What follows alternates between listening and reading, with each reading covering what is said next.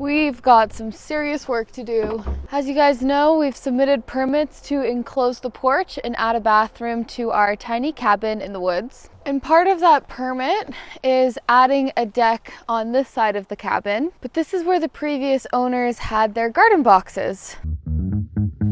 If you're new here, I recently bought 15 acres in the mountains of British Columbia because it was cheaper than a one-bedroom apartment.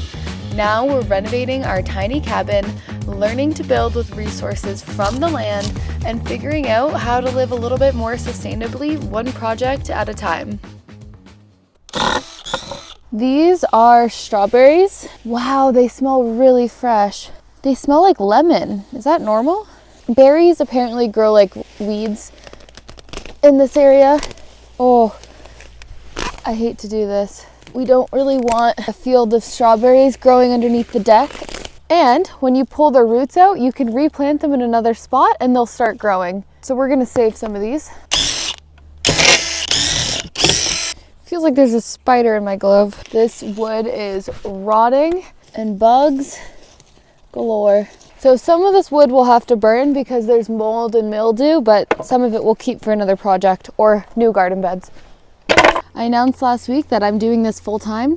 I love creating content. It feels like it's the job I was meant to do, but now that it's my full-time job and I have no other supplementary income, there is a weird aspect to it, a weird type of pressure. Oops.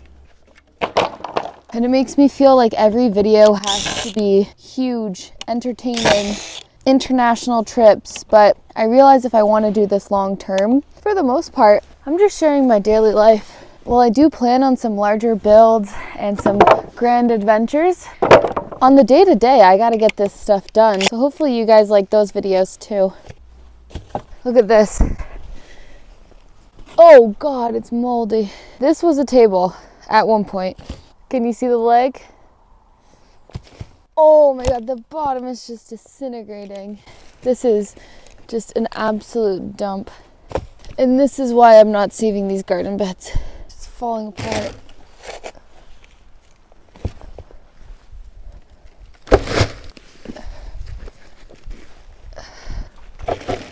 I wanted to go fishing later. We're gonna go fishing later. Made him a little home.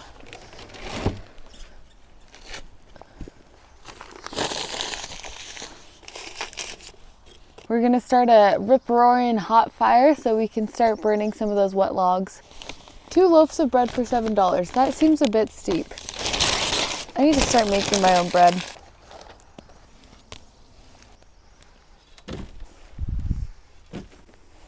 Nope. Ooh.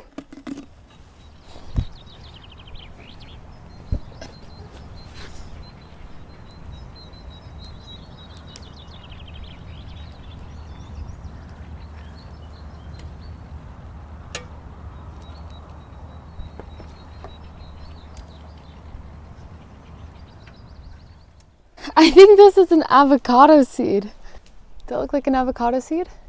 All of this lifting is hurting my muscles, and I've got some plans to go to a hot spring tomorrow morning. It's kind of a secret one that's a little hard to get to, but we're gonna see if we can find it, and my muscles need it. There's no hot tub on this property, but I do know of a natural one. This is a beast of a garden bed. Oh my gosh, these are all rotting so much. Ants, so many ants. Oh. Okay, ready to see? This is the side of our house. Can you see them all there? I must have released a nest because they are going all over this box now.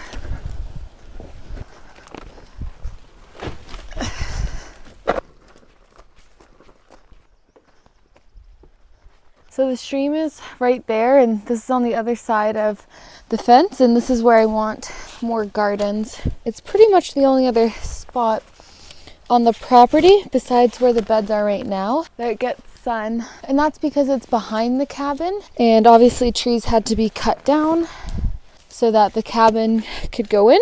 Everywhere else is tree covered. I don't know if this is gonna work, but I have the roots intact for the strawberries. And my goal is that I can grow them up instead of just spread. Oh, that's a big rock under there. We can go get more strawberries now. The mornings are cold here, but the afternoons are starting to get hot. Now's the perfect time to thank today's sponsor, and that is this fun little gadget by Jizu Life. It's an extremely powerful fan that's basically a Swiss Army knife. If you're starting to overheat, it's a great handheld fan, but it's not just a fan. I also take this camping. It can blow up my sleeping pad. It's also a really powerful flashlight. When I've been running from the cabin to the bathroom at night, I've been using this. It has a bunch of different settings and is so much brighter than my phone. And it's basically a power bank, so you can charge your phone or other devices using the USB-C cable cord that it comes with. It's handy for cleaning up surfaces because it can get super powerful. The range goes from 1 for a light breeze all the way to 100. I found that's the most helpful for helping me with fires. I'm surprised how much I love it and how much I reach for it. If you want to pick one of these up and add it to your kit, I'll link it in the description. They gave me a discount code. Using that will help Kiro and I and keep growing this channel. So thank you guys so much. And we've got some more digging to do. So this is a planter. Can you envision it? If I could clean this up and reshape this to be a little bit more enchanting, this would be really nice. Up in the magical fairy forest waterfall, I'm gonna save this.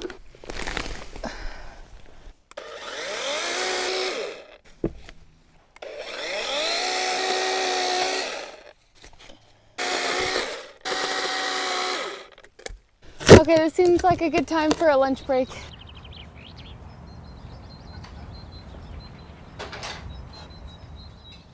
Okay, we've got this beast of a garden box. This one's definitely the biggest. It has the most weeds, but it's also filled with strawberries. So we're gonna save some of the roots. Oh man, this is chaos. Oh, I'm just ripping up so many roots.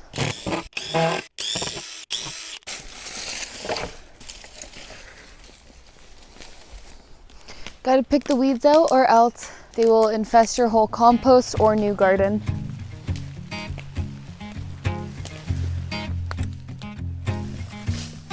This is our compost. Can somebody let me know if I should not be putting this in compost? I realize it's probably going to take 2 years for this to decompose. Everything I've read about composting, adding some soil to it is good. It helps it decompose faster. Okay, I think the rest of this can go with the good soil.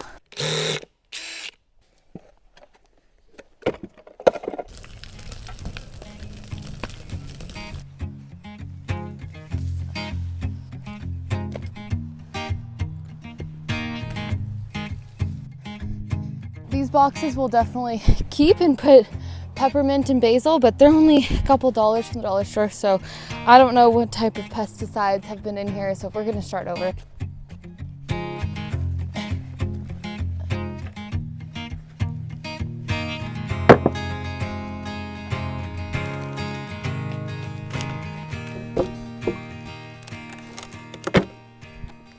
Anytime I see a ball of roots, I just throw it into the compost pile. What a mess. This is crazy. What do I do with all this dirt? I don't want to wheelbarrow it all the way to the other side of the property. Why does everyone do raised garden beds anyways? Easier to manage, less bugs.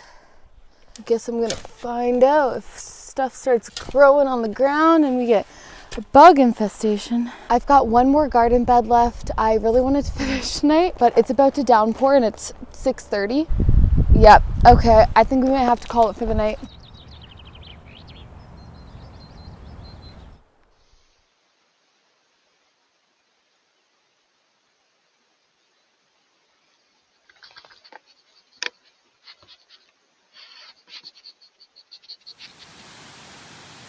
Good morning. We are not in Kansas anymore. We are in the backcountry, and it's not my forest this time. We're looking for hot springs with very questionable directions.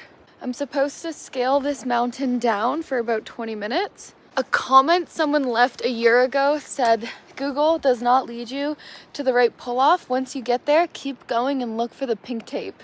And I've got my bear spray because we are in grizzly country and I'm by myself out here. This has got to be the weirdest directions I've ever gotten. And arbutus! These are my favorite tree. I was coming here to get some hot water therapy, but this trek might hurt me more than the shoveling. I'm kind of winging these directions. There's a little bit of a footpath, but not much. Like, I'm definitely going over trees and branches. This is not a well-trafficked area, I guess. Or I'm just going the wrong way. Whoa. I fell. I cannot get hurt down here. We have no service. I hope I can find this. That will be really disappointing if I can't. When you're out in the backcountry in Canada, especially in these parts, you learn that you should be looking for signs of animals, whether that's bear scat or footprints or coyote scat. This cannot be right. I am tracking my steps on my watch, so if I get lost, I can just follow my steps back to the car.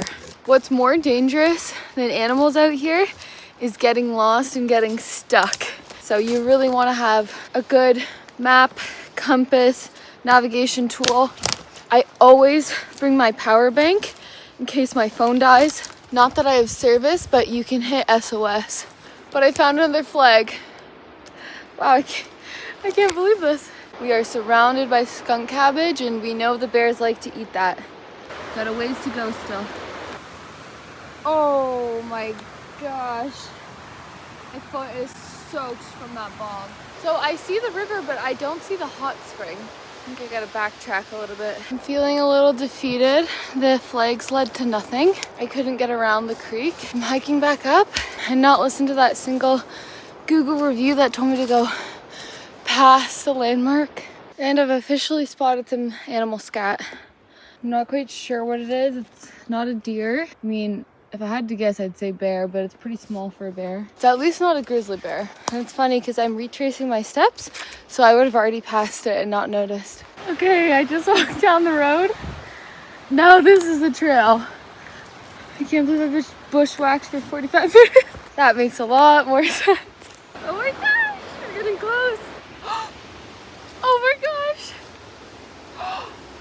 What the heck? It's beautiful.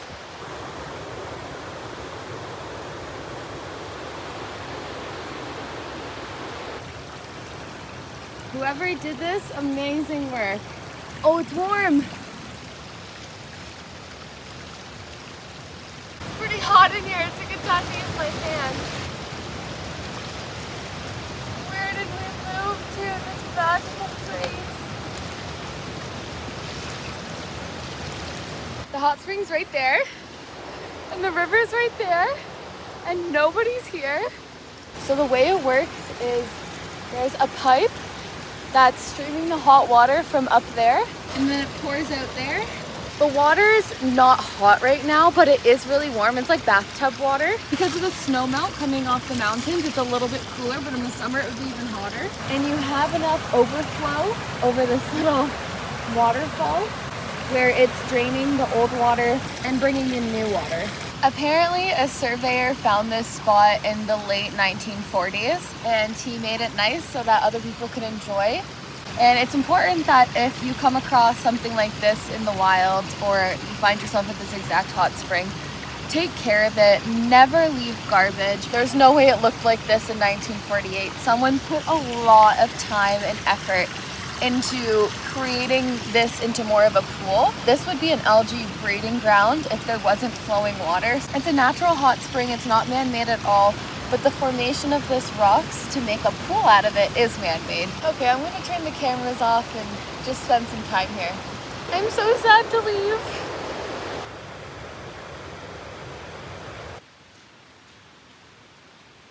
All right, we're finishing this job.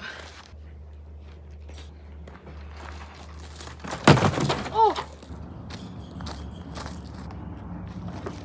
Second time I'm shoveling this dirt. Oh, it's the worst that it's on rocks. It's so hard to shovel.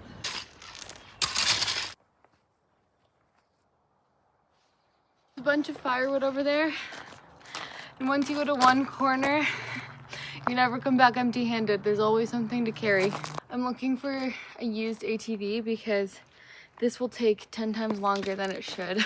I think the plan for this half is to flatten it all out, and then I'm going to have to carry and wheelbarrow that dirt around the house. You don't want the ground to be sloped towards the house. You want it to be sloped away from the house so that water doesn't puddle and rot your foundation. Okay, it's looking pretty flat. I'm gonna move on to the other side. Oh, no!